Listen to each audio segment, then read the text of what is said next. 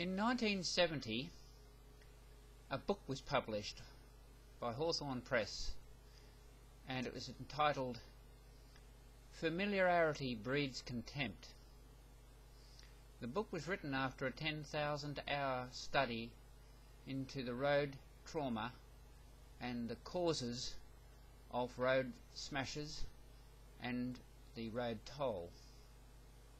The author, Colin John Coyle, was president of an organisation known as Road Accidents Anonymous, and its members, which totalled over 2,000 nationwide, were responsible for many of the safety implementations in the state of Victoria at least, and followed by other states, but a large number of recommendations by that committee were ignored. Those recommendations would have years ago lowered the road toll by up to 80%. The reason they were ignored is because the authorities at that time, and that is the state government, the senior police, the senior ambulance officers, the senior fire brigade, head of the VACC, head of the RACV, and the department heads of many other organisations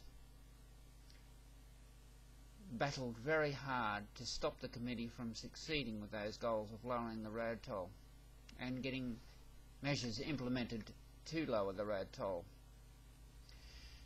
And each of them had their own motives for trying to stop the road toll from being lowered. And the reasons are chiefly, one should never cast a shadow over the cash register. Too many people make too much money out of road carnage. You just have to think about it yourself and start realising and coming up with the reasons why there is so much opposition to lowering the road toll. Oh, our politicians and our senior police will all cry crocodile tears. Oh, we would give up anything to lower the road toll. Speed cameras and radar equipment, etc., and red light cameras, they're only implemented to lower the road toll. We care nothing about revenue raising. In fact, we're insulted that you should even suggest that we're trying to revenue raise with these devices. We would gladly give up all revenue from speed cameras and red light cameras and radar if there were another way to lower the road toll without using these devices. Well, there are many other ways of lowering the road toll without fines, on-the-spot fines. On-the-spot fines are like a bit like the story of the Good Samaritan, where a couple of high-ranking officials of the day saw the man laying on the side of the road bleeding, felt sorry for his situation but walked on by. Well, what our senior police policymakers do as far as the road toll is concerned, they are truly saddened by the people laying on the side of the road bleeding. But what they rather would do is go over to them, open their coat up, take some money out of their wallet, then call an ambulance. And what I'm saying is, and this might outrage some of these officials, but they want to do something about the road toll, but only if it can also make money out of it for them. The VACC always looking out for ways of making money for their members. After all, the VACC is basically a union for people in the auto trade. And what better way to make money than to insist on an annual roadworthiness test? This 10,000 hour study that produced the book Familiarity Breeds Contempt, one of the things that they recognised was, because they didn't just do a study on Australian roads, they also examined roads overseas. And one of the things that they discovered when calculated per head of capita, that New South Wales, who had an annual roadworthiness test, had a higher road toll as a result than other states per head of capita. And the reason they discovered, the conclusion that they came to, was that people got their annual roadworthiness test and they went out on the road and put the foot down because they thought, oh, well, the car's fine and we're going good, and yeehaw! And, of course, they had more crashes. And they thought, well, we'll check other countries, perhaps where they have an annual roadworthiness test, to see what happens there. So they checked New Zealand, which had 2 annual, so biannual, every 6 months they have a roadworthy test on their motor vehicles. At least they did at that time. I don't know whether that's still policy now. But per head of capita, they checked into it again, and what do you know? They had twice the road toll that New South Wales did. So clearly an annual roadworthiness test actually added to the road toll. It didn't reduce the road toll at all. And the Victorian Police own figures, their statistics state that unroadworthiness on vehicles only accounts for less than 1% of the road carnage. This is their own figures. So having an annual roadworthiness test is not going to lower the road toll. In fact, it'll increase it. But you'll have people like the VACC calling for it because it makes their members more money. Then you have the RACV and their counterparts in other states. And of course they're looking out for their members, and they're also looking out for their service personnel who make money out of the road toll via towing. And of course they have insurance on motor vehicles, so they have a keen interest in the road toll. Mind you, one downside I suppose to the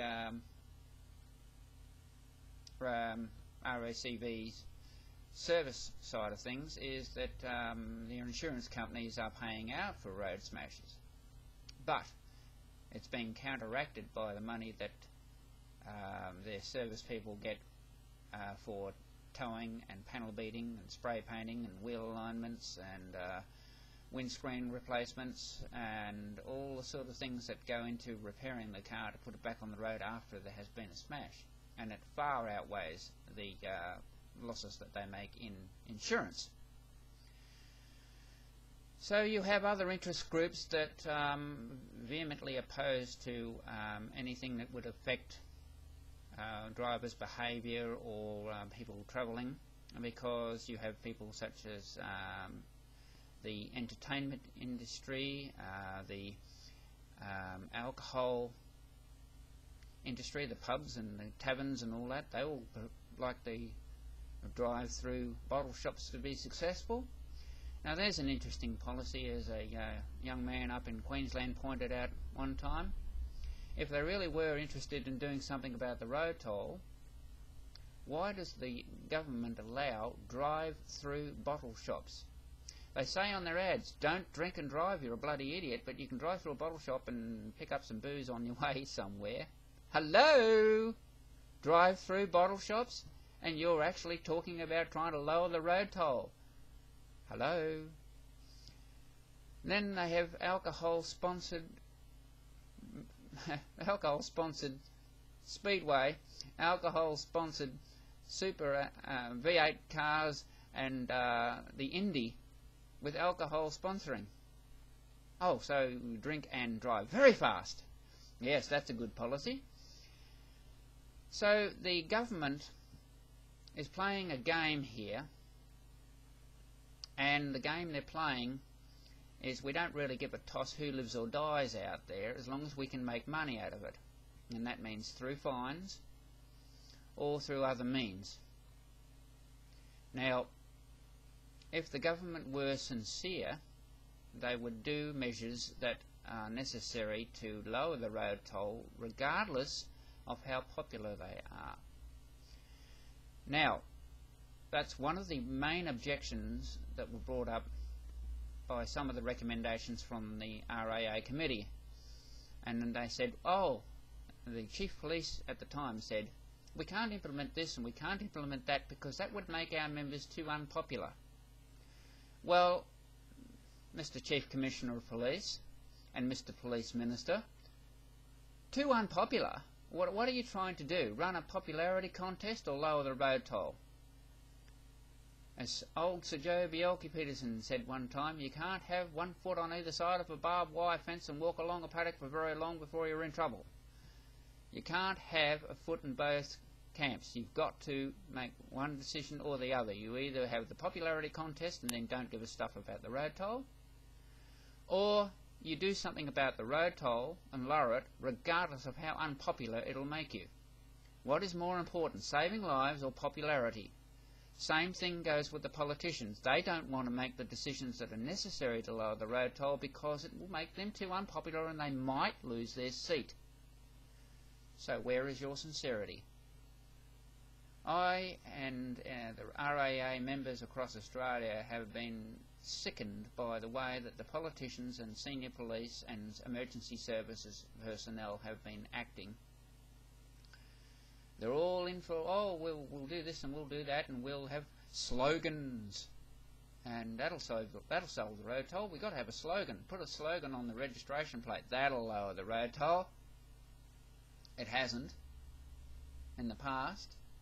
Oh, but if you want a good slogan, let's get to the hub of the matter.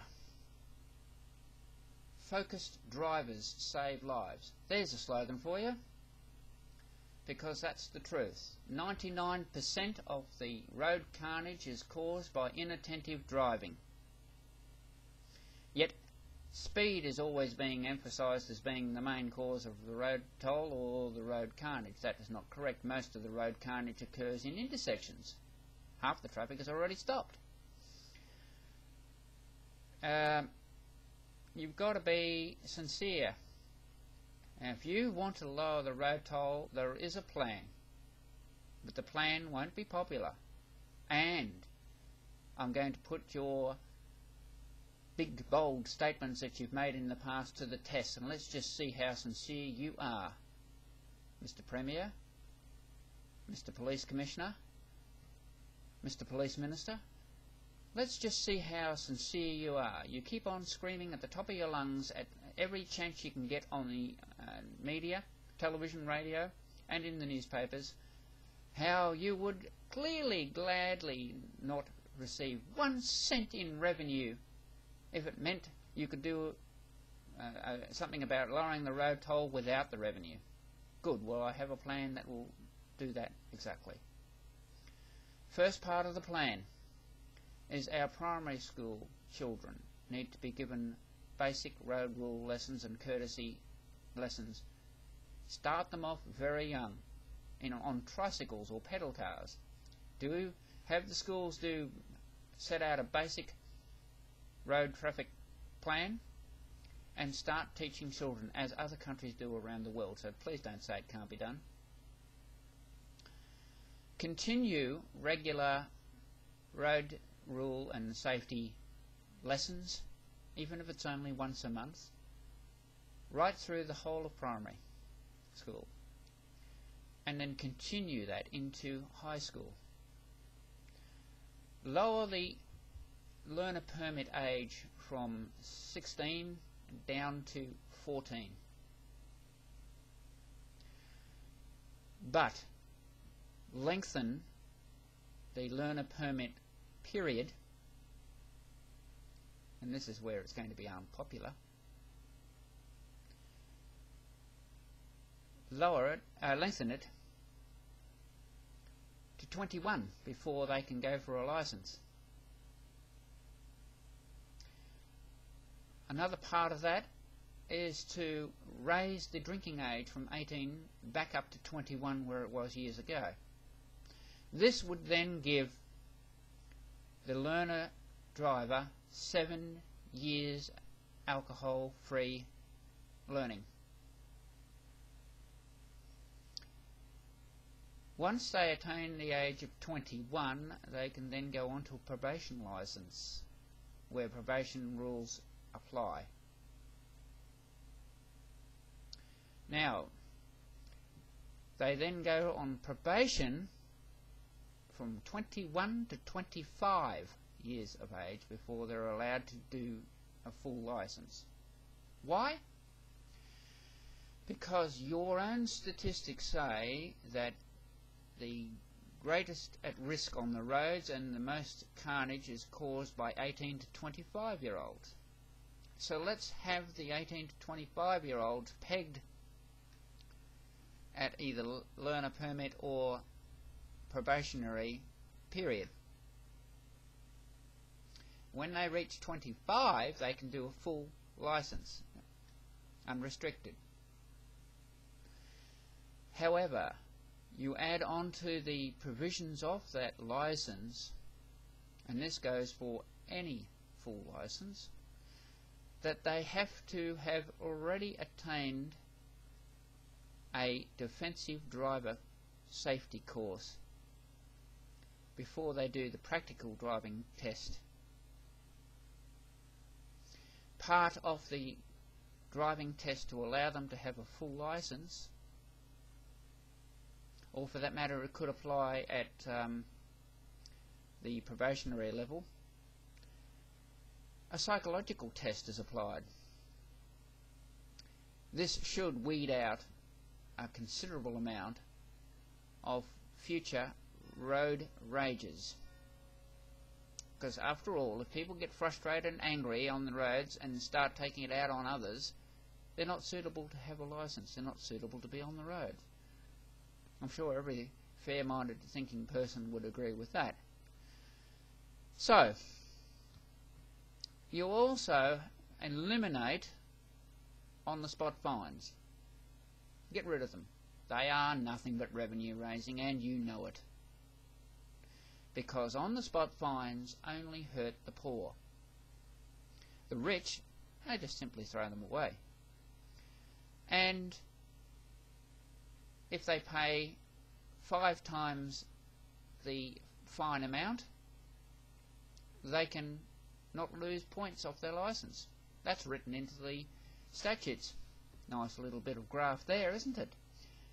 The poor person goes to court, gets fined and loses points, or pays an on-the-spot fine and still loses points. But the rich, they just claim, oh, I work for a corporation and we don't know who was driving the car and we'll pay 5 times the fine, but the driver won't have to lose points. Nice one. Anyway, I hear that you're working on trying to do something about that. Congratulations. So, the thing that will greatly improve the driver's focus on the roads is to have gone through all of that driver education and the defensive and safety course before they get their license. But if they lapse memory, as many of us do, you get out on the road and you've been driving for a year or a few years or whatever on your own with unrestricted, you get lazy. So, if drivers that are on any license whatsoever, learner's permit right through to unrestricted, are caught breaking the law, first offence, instead of a fine, they are given a retest order. That's right. They have to go back to the driving tester and repass their driving test. If they pass, then nothing more is said about it. They go back on the road. First offence. But there then is a 12-month probation type period put on there that if they break the law again in that 12 months, they go back onto a probation licence for 12 months. Break the law again and they go onto a learner's permit. Now, a learner's permit You could apply 12 months, 2 years, 3 years as a punishment for them to be on a learner's permit. You decide. But they go on learner's permit. Break the law again, and they lose their licence. Minimum 5 years. Now, the road rules still apply, and penalties still apply for things such as drink driving. The same penalties apply, but I would toughen them up. Caught once drink driving, they get what normal penalties that they do these days. Oh, I'm not a drink driver, so I wouldn't know what they get, but I know it's fairly hefty.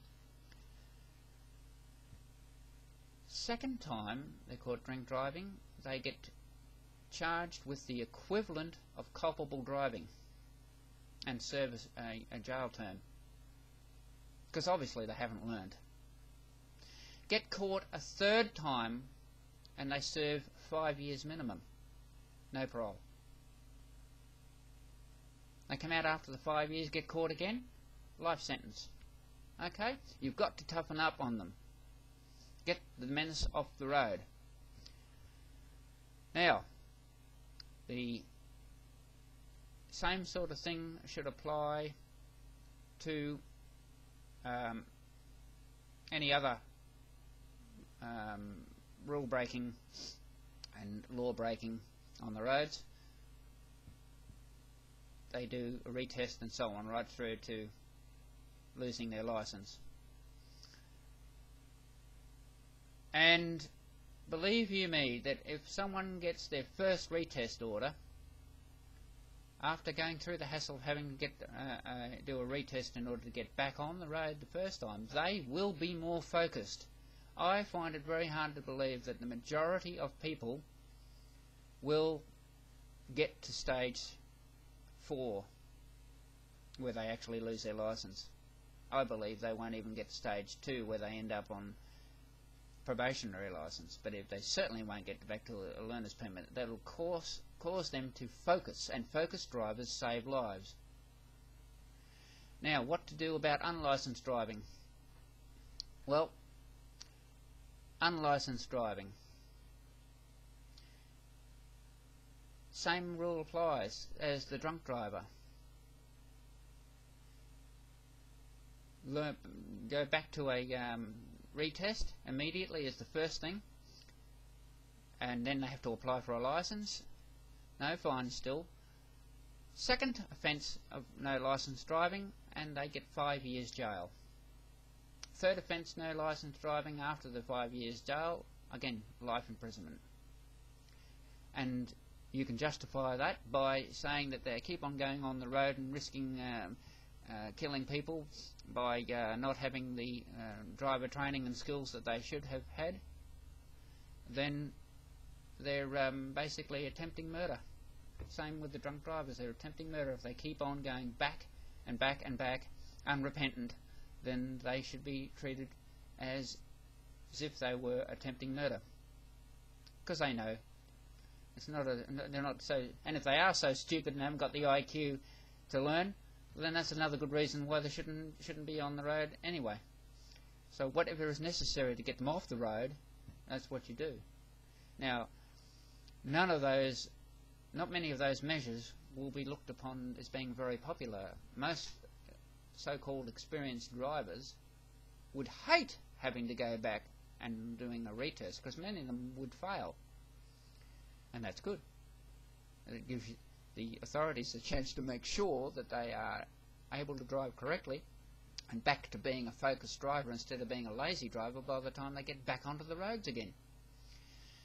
If those measures were implemented, the road toll would steadily decrease almost to zero, because if once you've got every driver on the road steadfastly focused and treating driving on the road as a serious job,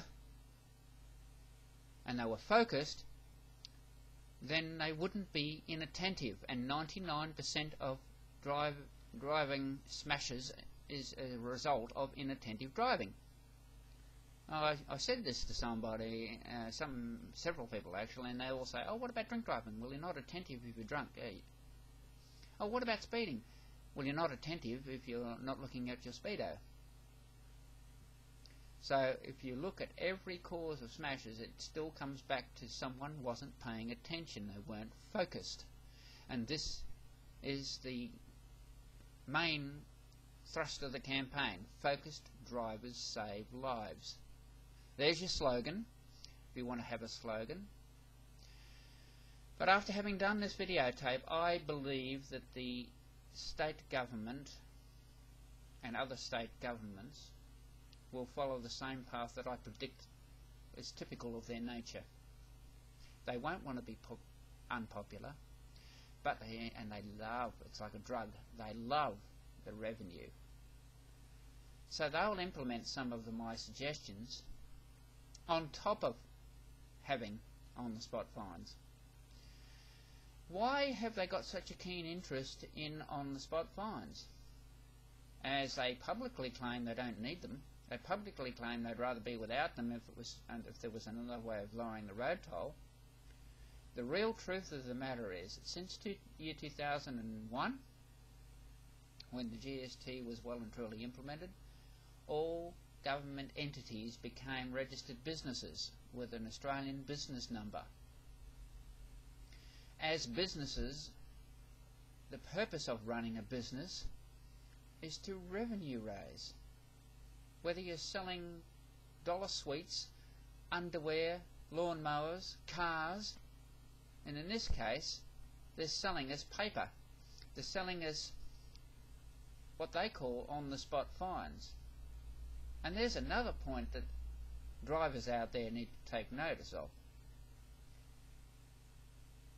They can't say they're not running a business if the piece of paper that they write out has a customer copy.